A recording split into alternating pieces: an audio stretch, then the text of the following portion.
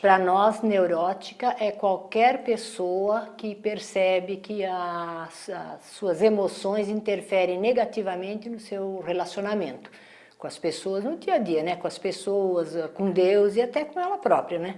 Porque a gente às vezes tem dificuldade de relacionamento consigo mesmo, né?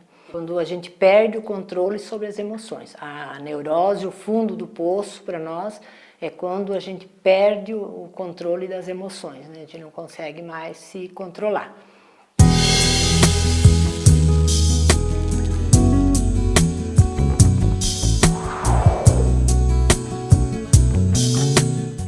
Olá, telespectadores da TV Mundo Maior. Está no ar mais um Vida Nova. Saiba o que teremos na edição do programa de hoje. Na dica de literatura de hoje, conheça um livro em formato de bolso. Dr. Marcos responde e-mails de telespectadores com dúvidas sobre dependência. Além de conferir, é claro, uma entrevista feita pelo Dr. João Lourenço sobre dependência hereditária. Para começar, vamos dar uma olhada nos e-mails que recebemos esta semana. O primeiro diz assim: Olá, gostei muito da entrevista com o terapeuta Ivanildo José da Silva no programa do dia 1 de março deste ano, sobre terapias alternativas para dependentes químicos. Tenho um filho dependente que não aceita nenhum tipo de tratamento, sou espírita e toda a família tenta ajudar, mas ainda não conseguimos um resultado efetivo. Gostaria de receber mais esclarecimentos sobre como lidar com eles, os dependentes, quando eles não aceitam ajuda. Ele usa drogas desde os 14 anos e atualmente está com 27 anos de idade. Desde já agradeço a atenção e desejo muita paz para todos deste programa. Quem nos escreve é a Denise Rodrigues, de Valença, lá no estado do Rio de Janeiro. Olha, Denise, primeiro é importante te dizer que a família muitas vezes também precisa de ajuda para poder aprender a ajudar o dependente. Então, onde que ela vai conseguir essa ajuda? Em grupos de amor exigente, em grupos de Al-Anon, onde ela poderá aprender como tratar, como lidar com o dependente no dia a dia, no convívio familiar, para que ele possa se ajudar e assim buscar o tratamento necessário.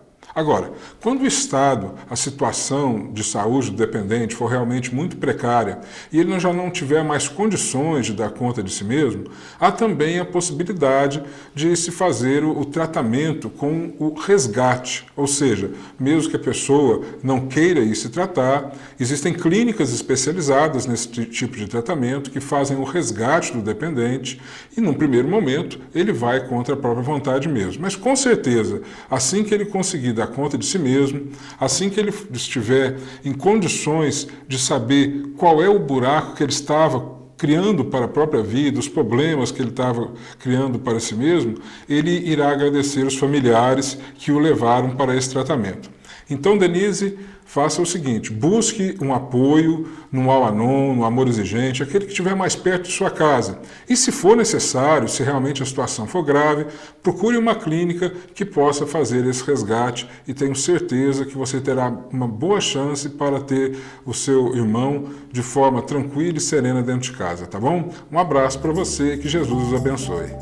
O livro Álcool e Outras Drogas, Escolhas, Impasses e Saídas Possíveis é uma boa opção de leitura para quem quer, de alguma maneira, entender um pouco melhor o universo no qual ronda os dependentes alcoólicos e químicos. Oscar Cirino e Regina Medeiros abordam aspectos técnicos de um modo leve e de fácil entendimento. Álcool e Outras Drogas, Escolhas, Impasses e Saídas Possíveis, editora Autêntica.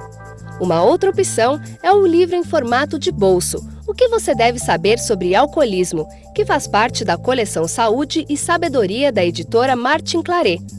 Para você que quer informações corretas sobre alcoolismo, essa leitura é imprescindível. O que você deve saber sobre alcoolismo? Leia!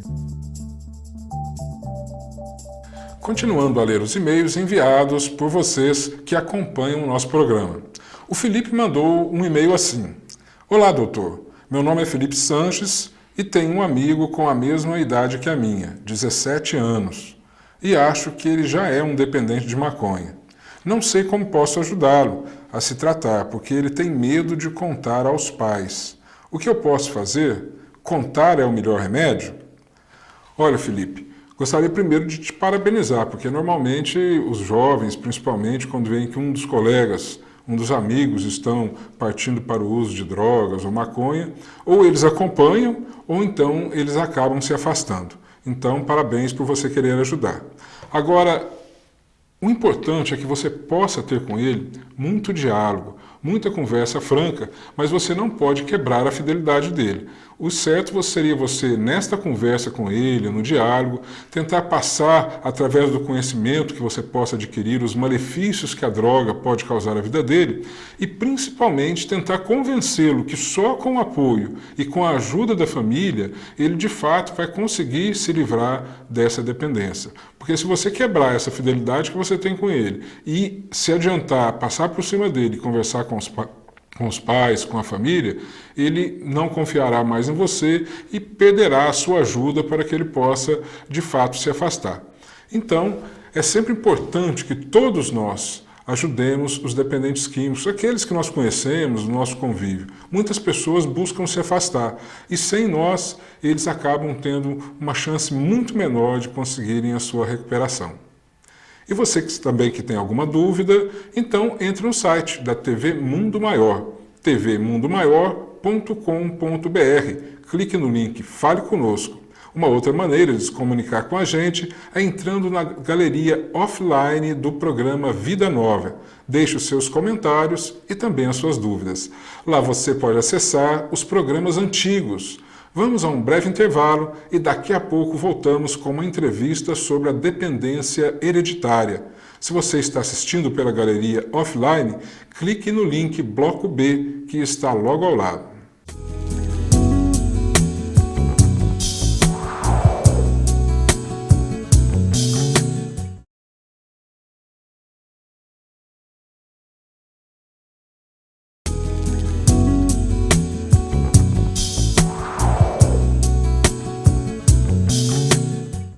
Você sabia que mulheres russas proletárias no início do século XX colocavam bebida destilada nas chupetas de seus filhos?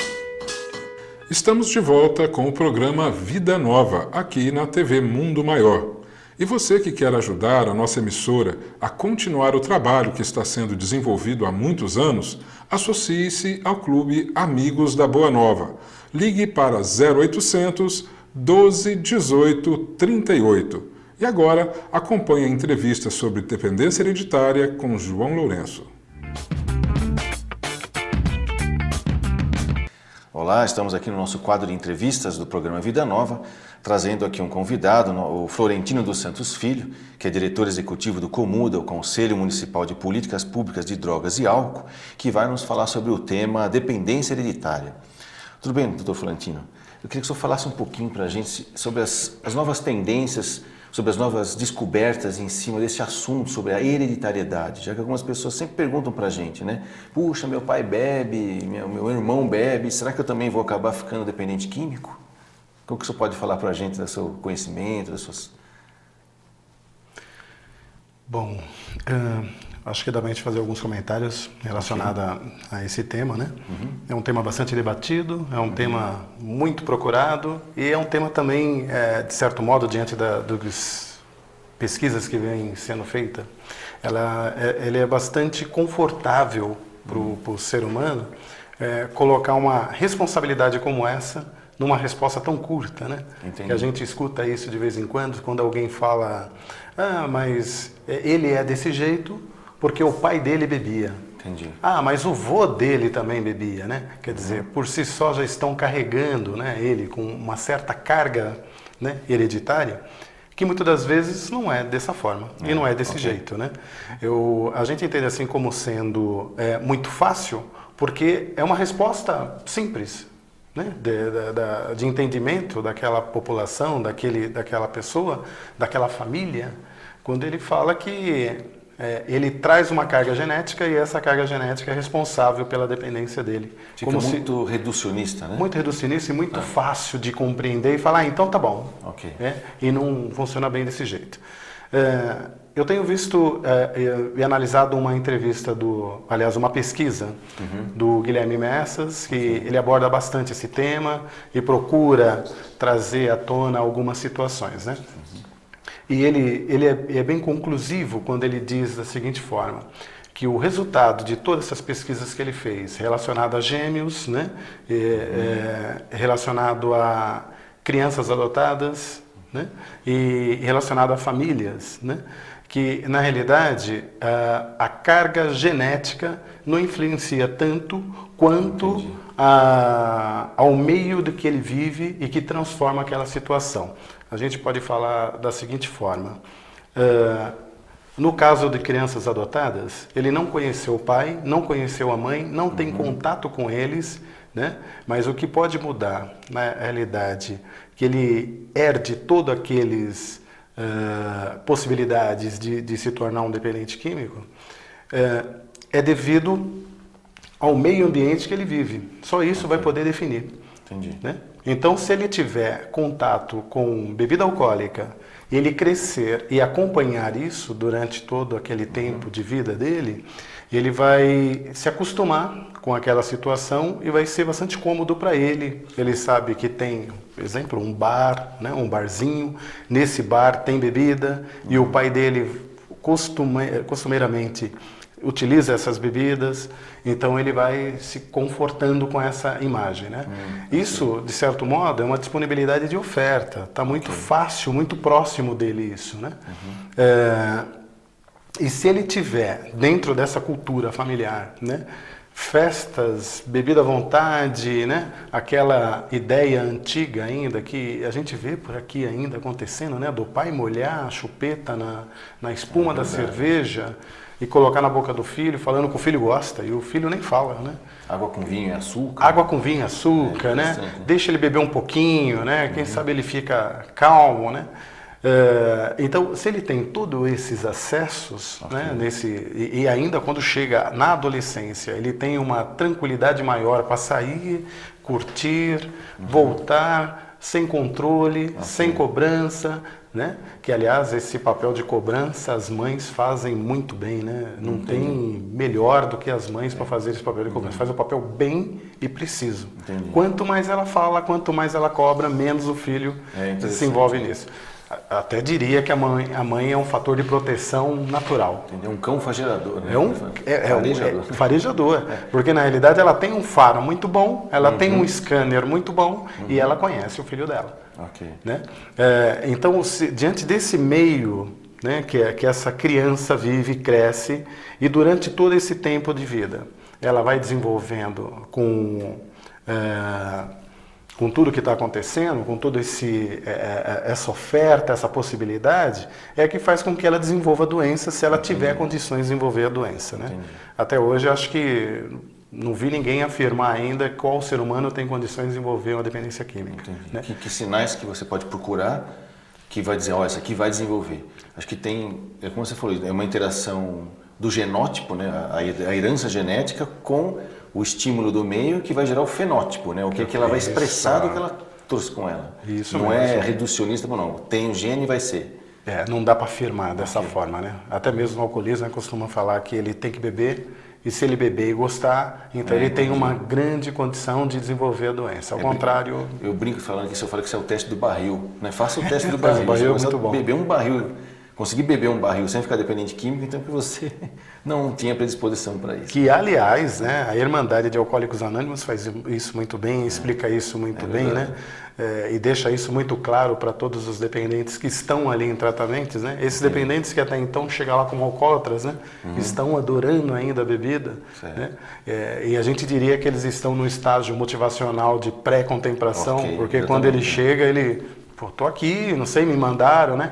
Ele é forçado pelo meio social, ele é forçado pela família a entrar no tratamento, e o mais barato, até hoje, que eu conheço, ainda é Alcoólicos Anônimos. Sem dúvida. Né? Então, lá eles explicam muito bem o que ele está fazendo ali, né?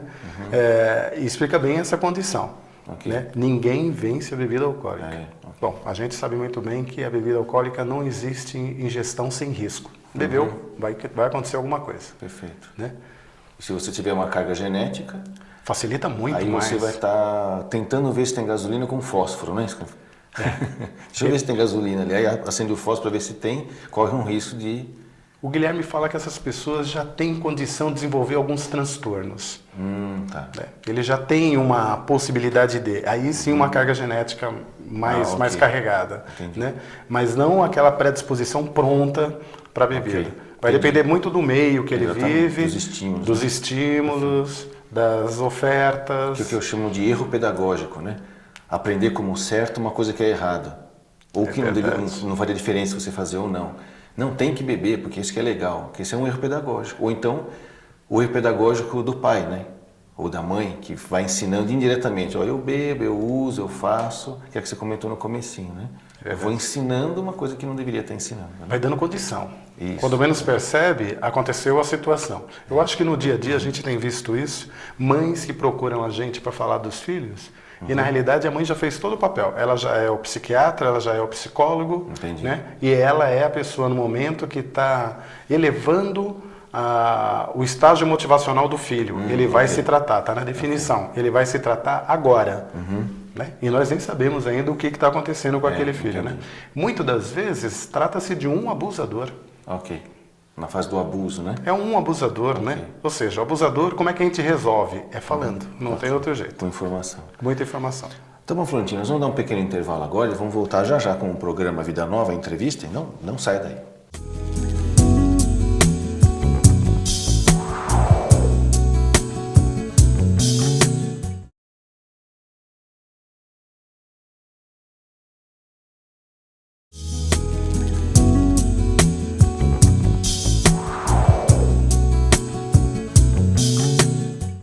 Você sabia que em excesso a cafeína pode ocasionar alguns sintomas como irritabilidade, agitação, dor de cabeça, ansiedade e insônia? Cuidado a partir de agora quando for tomar muito café. De volta aqui no nosso quadro de entrevistas do programa Vida Nova com o tema dependência hereditária.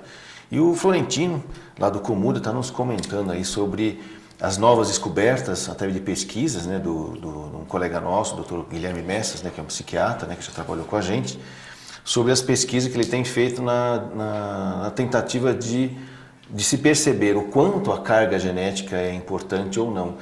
Fala um pouquinho mais sobre isso para a gente, né, sobre que não é um determinismo, né? Eu chamo isso de... a gente imputa a hereditariedade, o que nós chamamos de complexo de Gabriela, sabe? Eu nasci assim, vou crescer assim, vou ser sempre assim. Então, para a gente tirar um pouquinho essa ideia de botar a culpa nos genes, né? E a gente ser um pouco mais responsável por aquilo que decide fazer, né? Então, eu gostaria que você falasse um pouquinho mais.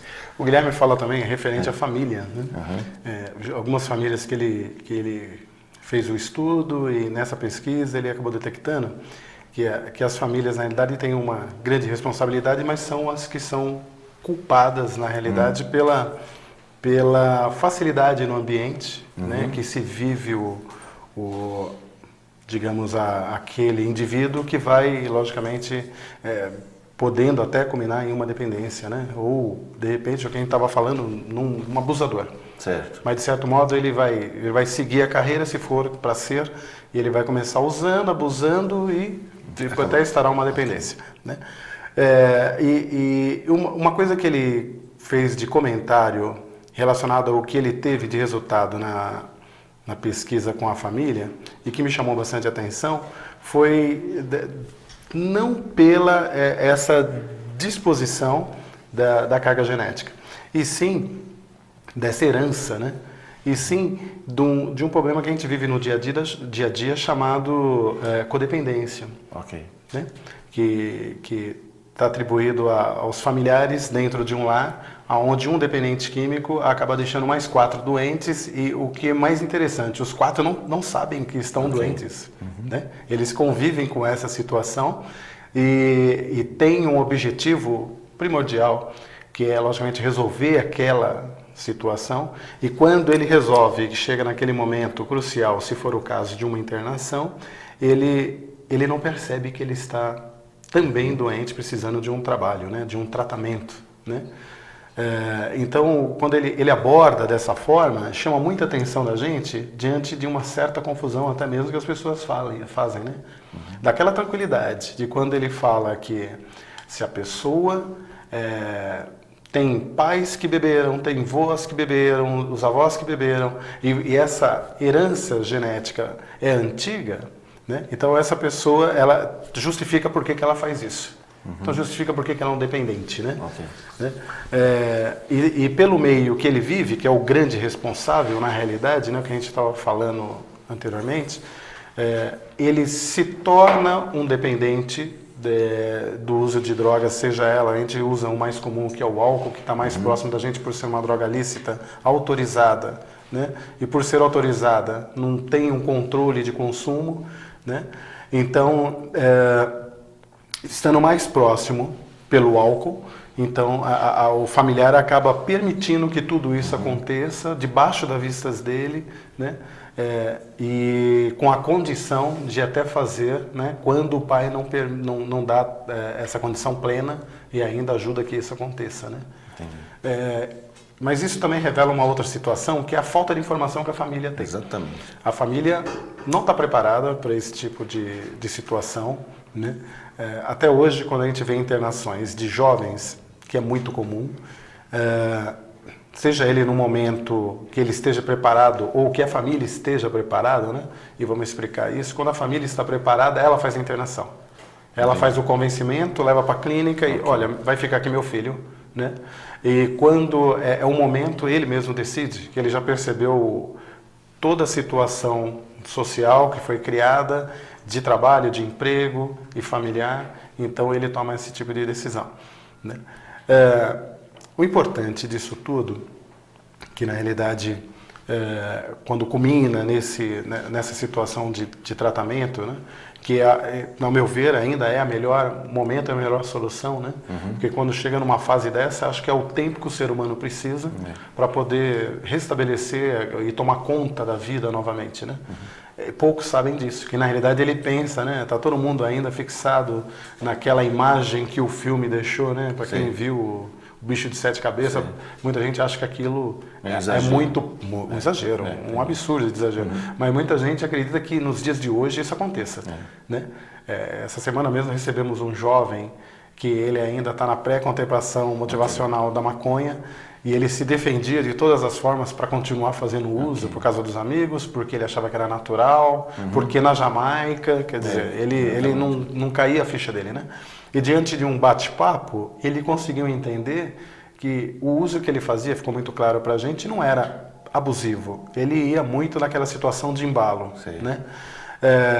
Mas a primeira coisa que falou de clínica para ele foi: bicho de sete cabeças, né? Eu só estou fumando maconha, vocês não precisam fazer isso. Por isso que eu entendo o que você está falando, que a desinformação mata mais, né, do que o próprio uso da droga, né? Porque se a pessoa soubesse, né, ela não fazesse, como eu dizia, né? Ela não usasse, né? Quando tá falando, se eu soubesse, eu falava até certo, né? Então, eu vou pedir para a gente estar encerrando, se eu quiser dar algum recado para os nossos ouvintes, nossos telespectadores, a respeito de alguma coisa a respeito disso, de não ficar procurando culpados e sim responsabilidades próprias, né? Isso é muito importante. O familiar, ele tem condição de se tratar de forma gratuita. Tem muitas entidades e irmandades que fazem isso, né? O Alanon, o Naranon, o Amor Exigente, fazem isso com muito carinho, gratuito, né? Explicam para ele no retorno do dependente químico para casa, isso quando é marido ou quando é esposa, né? Que ele volta com toda a plenitude para tomar conta da vida dele e tomar conta também da vida econômica. Então vá para o tratamento, vale a pena. Se quiser entrar em contato com a gente no Conselho de Drogas, né? Que é muito fácil. Né? E ficamos à disposição para poder informar sobre isso. Queria agradecer ao Florentino pela sua presença e não saia daí, o programa Vida Nova continua. A ciência ensina que certas pessoas têm predisposição para a dependência química. Essas pessoas, portanto, quando elas entram em contato com álcool, em contato com algum tipo de droga, elas vão desenvolver essa doença que é a dependência química. A doutrina espírita, ela já nos explica, de uma forma assim, mais transcendental, o que acontece de fato com essas pessoas. É a lei de causa e efeito. São pessoas que se comprometeram com o uso de drogas, com o uso de álcool em existências passadas e que, logicamente, com isso, acabaram levando algum prejuízo para o perispírito, para os órgãos perispirituais. E aí trazem esse problema para a nova existência, para a nova reencarnação. Agora, o problema de fato não é a pessoa ser um dependente químico. A experiência que ela tem que viver não é a experiência de estar em contato ou fazer uso da droga ou do álcool. De forma nenhuma. A experiência que ela vem ter na nova reencarnação é justamente ganhar a força, né, com a fé e com o seu trabalho, com o seu aprendizado, para se manter afastado das drogas, para se manter afastado do uso do álcool. Portanto, você que é um dependente químico, ou você que por acaso tenha algum problema de pulmão, problema de fígado, problemas correlatos que normalmente são órgãos que são mais agredidos pelo uso de drogas, de substâncias psicoativas, você tome cuidado, busque não usar essa substância. Já que nós não sabemos, a medicina não tem como dizer quem são as pessoas que têm essa predisposição para desenvolver a dependência química. Mas, de qualquer forma, o certo é que, se a pessoa, mesmo tendo essa predisposição, se ela nunca tiver contato com o álcool e nunca tiver contato com a droga, ela não vai desenvolver essa doença. Então, a maior segurança é não ter contato nenhum com o álcool e nem com a droga. Acontecerá no dia 14 de junho, a partir das 9 horas da manhã, o primeiro encontro do AA do Distrito Mata Sul. O encontro ocorrerá na Escola Dr. Pedro Afonso de Medeiros, na cidade de Palmares, em Pernambuco. Para mais informações, acesse www.alcoolicosanonimos.org.br. E o Vida Nova desta semana acabou. Saiba agora o que teremos no próximo programa. E até a semana que vem.